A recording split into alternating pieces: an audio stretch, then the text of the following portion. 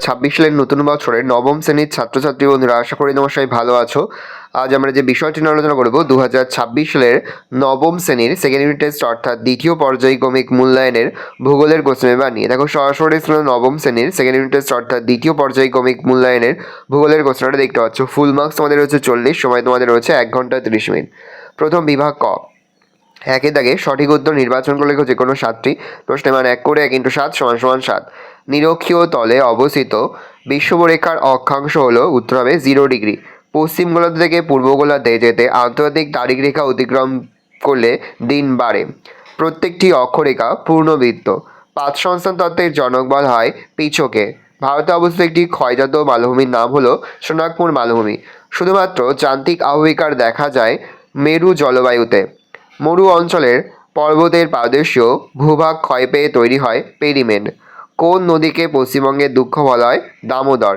তিস্তার উপনদী কি? উত্তর হবে রংপো। বিভাগ খ, 2 দাগে একটি বা দুটি বাক্য যে কোনো 3টি। প্রশ্নের মান 1 করে 1 × 3 = 3। কোন দ্রাঘিমা বরাবর আন্তর্জাতিক তারিখ রেখা বিস্তৃত? 180 ডিগ্রি। কোন ধরনের পর্বতে জ্বালামুখ থাকে? আগ্নেয় পর্বত। মৃত্তিকা সৃষ্টির মূল উপাদান কি? রেগোলিথ। আমাদের রাজ্যে কোন জলবায়ুর অন্তর্গত? ক্রান্তীয় মৌসুমী। উত্তরবঙ্গের ল্যাটেরাইট ঢিবি কোথায় দেখা যায়? বরেন্দ্র ভূমি সমভূমিতে। নেক্সট, 2 দাগে উপযুক্ত শব্দবস্তু শূন্যস্থান পূরণ যে কোনো একটি।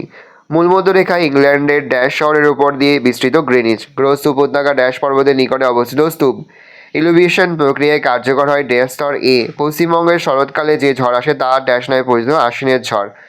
বিবৃতিগুলি সত্য হলে ঠিক এবং অসত্য হলে ভুল লেখো যে কোনো 2টি। এলাহাবাদের স্থানীয় সময় ও প্রবাস সময় এক? ঠিক। রকি ও আন্দিজের মতো হিমালয় পর্বতে অসংখ্য আগ্নেয়গিরি আছে? ঠিক।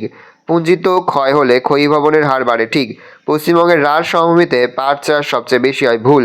স্তম্ভ মেলাও। জল যোজন, এটা হবে ফেরিক অক্সাইড, আর জল যোজন হবে জিপসাম, আর জারণ হবে ফেরিক অক্সাইড। পরের যে বিভাগ গ, লিখিত প্রশ্নগুলোর সংক্ষিপ্ত উত্তর দাও। প্রশ্নের মান 2 করে 2 × 4 = 8। নিরক্ষরেখাকে মহাবৃত্ত বলে কেন? উত্তর লিখবে। পৃথিবীর ওপর উত্তর ও দক্ষিণ মেরুর মাঝ বরাবর ও সম দূরত্বে পূর্ব হাইফেন পশ্চিমে যে রেখাটি কল্পনা করা হয়েছে তাকে নিরক্ষরেখা বলে। এটি একটি পূর্ণবৃত্ত এবং সবচেয়ে বড় পরিধির বৃত্ত। সেই জন্য নিরক্ষ বৃত্তকে মহাবৃত্ত বলে। মহাবৃত্ত বরাবর পৃথিবীকে কাল্পনিকভাবে কাটলে পৃথিবী সমান 2 ভাগে বিভক্ত হবে। মহাবৃত্তের অক্ষাংশ 0 ডিগ্রি। অথবা রৈখিক দূরত্ব কাকে বলে? কোনো সমতল জায়গায় 2টি স্থানের দূরত্ব সোজাসুজি ফিতে বা দড়ি দিয়ে মাপার পর ওই মাপটিকে সেন্টিমিটার, মিটার, কিলোমিটার ইত্যাদির মাধ্যমে প্রকাশ করা হয়। এইভাবে দূরত্ব প্রকাশ করাকে রৈখিক দূরত্ব বলে। পামির মালভূমিকে পৃথিবীর ছাদ বলে কেন?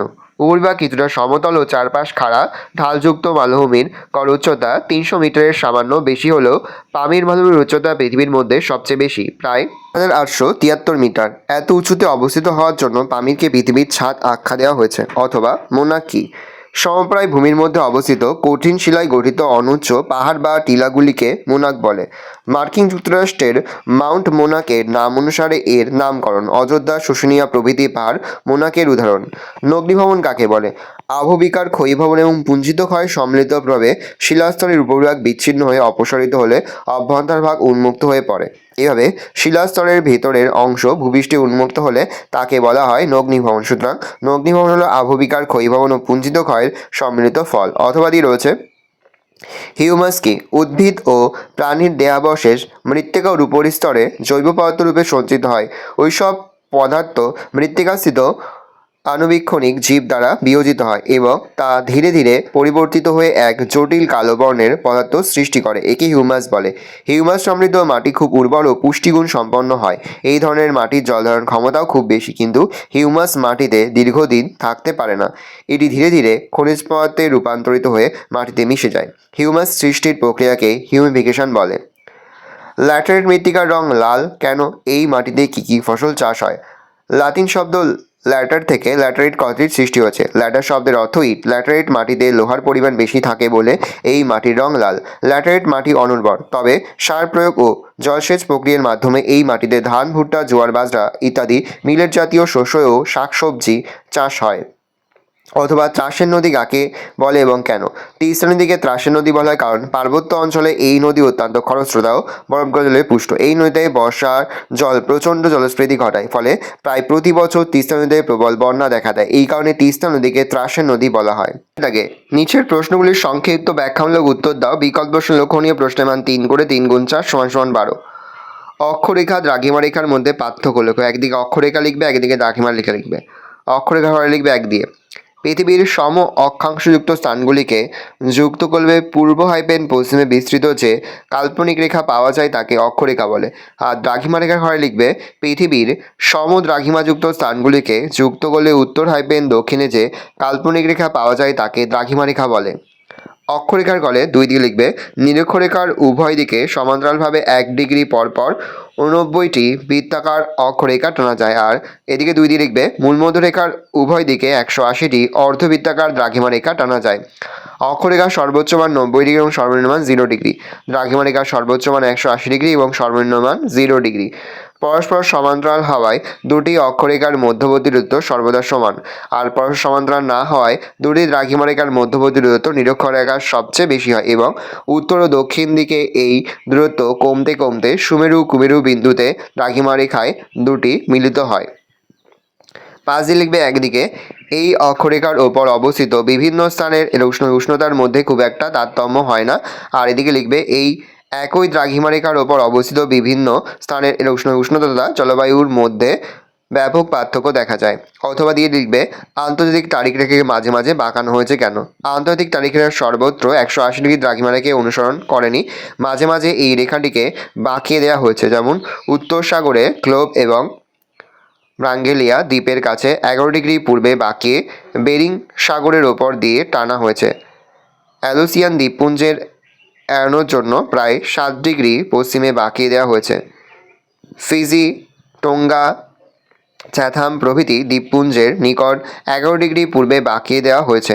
এই সকল দ্বীপ ও দ্বীপপুঞ্জের অধিবাসীদের মধ্যে তারিখ বা বার নিয়ে যাতে কোনো বিভ্রান্তি দেখা না যায় তার জন্য আন্তর্জাতিক তারিখ রেখাকে এমনভাবে বাঁকানো হয়েছে, উদাহরণস্বরূপ আন্তর্জাতিক তারিখ রেখা পেরিয়ে কোনো পূর্ব গোলার্ধের দেশে গেলে রবিবার হতো এবং আন্তর্জাতিক তারিখ রেখা পেরিয়ে পশ্চিম গোলার্ধে গেলে সেখানে শনিবার হতো। মৃত্তিকা সংরক্ষণের 3টি পদ্ধতি লেখো। ক্ষয় ও অবনমনের হাত থেকে রক্ষা করে মৃত্তিকা সম্পদকে মানুষের কল্যাণে সুষ্ঠুভাবে ব্যবহার করার জন্য যে সমস্ত ব্যবস্থা গ্রহণ করা হয় তাকে মৃত্তিকা সংরক্ষণ বলে। মৃত্তিকা সংরক্ষণের উপায় বা পদ্ধতি: 1. বৃক্ষরোপণ। গাছের শিকড় মাটিকে দৃঢ়ভাবে ধরে রাখে, ক্ষয়ের হাত থেকে রক্ষা করে। তাই মৃত্তিকা ক্ষয় রোধ করার জন্য বৃক্ষরোপণের ওপর সবচেয়ে বেশি গুরুত্ব দেওয়া প্রয়োজন। 2. নিয়ন্ত্রিত পশুচারণ। ভূমির ওপর তৃণের আচ্ছাদন জলের পৃষ্ঠপ্রবাহের হাত থেকে মৃত্তিকাকে রক্ষা করে, তাই পশুচারণ নিয়ন্ত্রণ করে তৃণভূমির অস্তিত্ব টিকিয়ে রাখলে মৃত্তিকা সংরক্ষণ করা যায়। 3. শস্যাবর্তন। কৃষিজমি পতিত না রেখে সারা বছর বিভিন্ন ধরনের ফসল শস্যাবর্তন পদ্ধতিতে চাষ করলে একদিকে যেমন মৃত্তিকার উর্বরতা বজায় থাকে, তেমনি অপরদিকে সারা বছরই মাটি শস্য দ্বারা আবৃত থাকায় ক্ষয়ের হাত থেকে রক্ষা পায়। 4. ধাপ চাষ। পাহাড় বা পর্বতের ঢালে ধাপ কেটে চাষ করলে জলের গতি হ্রাস পায় ও মৃত্তিকা ক্ষয় নিয়ন্ত্রিত হয়। ফালি চাষ। সমোন্নতি রেখার সমান্তরালে চাষ না করে ঢালের আড়াআড়িভাবে ফালি তৈরি করে চাষ করলে মাটির সংরক্ষণ করা যায়। 5. বাঁধ নির্মাণ। নদী পাড়ে বা সমুদ্র উপকূলে বাঁধ নির্মাণ করলে অথবা কংক্রিট দিয়ে নদী পাড় উপকূল অংশ বাঁধালে মৃত্তিকা ক্ষয় নিয়ন্ত্রণ করা সম্ভব। অথবা দিকে আবহবিকার ক্ষয়ীভবনের পার্থক্য। একদিকে আবহবিকার লিখবে ক্ষয়ীভবন। আবহবিকার হলো মূল শিলা স্তর থেকে শিলার উপরিভাগের বিয়োজন বা বিচ্ছিন্নকরণ। ক্ষয়ীভবন হলো শিলার উপরিভাগ চূর্ণ বিচূর্ণ হয়ে অপসারিত হয়ে যাওয়া। অত্যন্ত ধীর প্রক্রিয়া আবহবিকার ঘটে। ক্ষয়ীভবন খুব দ্রুত সংঘটিত হয়। আবহবিকারের সঙ্গে অপসারণ প্রক্রিয়া যুক্ত নয়, ক্ষয়ীভবনের সঙ্গে অপসারণ প্রক্রিয়া যুক্ত। নতুন নতুন ভূমিরূপের সৃষ্টি হয়, কোনো নতুন ভূমিরূপের সৃষ্টি হয় না। নেক্সট রয়েছে প্রশান্ত মহাসাগরীয় আগ্নেয় মেঘলা বলতে কি বোঝো? লেখো। আমি আস্তে স্ক্রল ডাউন করে তোমরা কিন্তু অবশ্যই ভিডিওকে থামিয়ে বা স্ক্রিনশট নিয়ে কিন্তু তোমাদের খাতায় নোট ডাউন করে নেবে। দেখে নাও, আস্তে স্ক্রল ডাউন করছি, পয়েন্ট করবে সৃষ্টির কারণ। দেখে নাও। অথবা দিয়ে রয়েছে মানব জীবনের সমভূমির গুরুত্ব আলোচনা করো। 1. কৃষিকাজ। 2. পশুপালন। 3. শিল্প। 4. উন্নত ও পরিবহন ও যোগাযোগ ব্যবস্থা। 5. জনজীবনের জন্য অনুকূল পরিবেশ। পরের প্রশ্ন, পশ্চিমবঙ্গের সক্রিয় বদ্বীপ অঞ্চলের নদ নদীর বৈশিষ্ট্যগুলি আলোচনা করো। পয়েন্ট করবে সুন্দরবন বা সক্রিয় বদ্বীপ অঞ্চলের নদ নদী, দেখে নাও। তারপরে পয়েন্ট করবে কাঁথি বালিয়াড়ি অঞ্চলের নদ নদী। নেক্সট, ভৌমজলের অতিরিক্ত ব্যবহারের 3টি কুফল সম্পর্কে আলোচনা করো। 1, আর্সেনিকের পরিমাণ বৃদ্ধি। 2, ফ্লোরাইড দূষণ বৃদ্ধি। 3, ভৌমজলের স্তরের অবনমন। 4, ভূমির অবনমন। 5, জলদূষণ ও জলের সংকট। নেক্সট, 5-এর দাগে লিখিত প্রশ্নগুলির উত্তর দেওয়া যে কোনো একটি প্রশ্নের মান 5। উষ্ণতা তারতম্যের ভিত্তিতে যান্ত্রিক আবহবিকারের শ্রেণীবিভাগ আলোচনা করো। নেক্সট, পশ্চিমবঙ্গের জলবায়ুতে মৌসুমী বায়ুর প্রভাব আলোচনা করো। পশ্চিমবঙ্গের উত্তরের পার্বত্য অঞ্চলের ভূপ্রাকৃতিক বৈশিষ্ট্য সম্পর্কে আলোচনা করো। নেক্সট, চেন্নাইয়ে যখন সকাল 6:32, নিউ ইয়র্কে তখন পূর্বরাত্রি 8:15। চেন্নাই এর দ্রাঘিমা 80°15' পূর্ব হলে নিউ ইয়র্কের দ্রাঘিমা কত? ভালো করে দেখে নাও। এই 5 মার্কসের প্রশ্নের উত্তরগুলো আমাদের ফেসবুক পেজ রয়েছে, সেখানে কিন্তু আমরা আপলোড করে দিয়েছি। তোমরা সেখান থেকে এই বড় প্রশ্নের উত্তরগুলো পিডিএফ আকারে সংগ্রহ করে নেবে। সম্পূর্ণ প্রশ্নপত্রটাই তোমরা কিন্তু পিডিএফ আকারে সেখান থেকে পেয়ে যাবে, তোমরা সেখান থেকে সংগ্রহ করে নেবে। আশা করি ভিডিওটা ভালো লেগেছে। ভিডিওটা ভালো লাগলে ভিডিওকে লাইক করতে ভুলবে না। নতুন হওয়া তাহলে সাবস্ক্রাইব প্রেস করে পাশে বেল আইকনটি প্রেস করে নতুন করে ভিডিও আপলোড করি সবার ফার্স্ট নোটিফিকেশন পেয়ে যাও। আর এই ভিডিওটি তোমার বন্ধু বান্ধবী আত্মীয় স্বজন সবার মধ্যে কিন্তু অনেক শেয়ার করে দিলে। বছর ক্লাস 9-এ পড়ছে, আমরা কিন্তু ইতিমধ্যে ক্লাস 9-এর প্রতিটি বিষয়ের সিলেবাস, প্রশ্ন এবং নমুনা প্রশ্নপত্র কিন্তু আপলোড করে দিই এখনও পর্যন্ত। সেই ভিডিওগুলো না দেখে থাকো, ভিডিওগুলো কিন্তু তার থেকে সকলকে জানাই আগাম পরীক্ষার অনেক শুভেচ্ছা এবং অভিনন্দন। আশা করি সকলের পরীক্ষায় খুব ভালো হবে। কোনো প্রশ্নের উত্তর লিখতে বা বুঝতে যদি কোনো রকম অসুবিধা হয় তাহলে কিন্তু নির্দ্বিধায় কমেন্ট করে জানাতে একদমই ভুলবে না। আজ আমরা যে প্রশ্ন উত্তরগুলি নিয়ে আলোচনা করলাম, প্রতিটি প্রশ্ন উত্তরই কিন্তু এই বছরের পরীক্ষার জন্য ভীষণ গুরুত্বপূর্ণ, সেহেতু প্রতিটি প্রশ্ন উত্তরে কিন্তু খুব ভালো করে তোমরা মুখস্থ করে ফেলবে।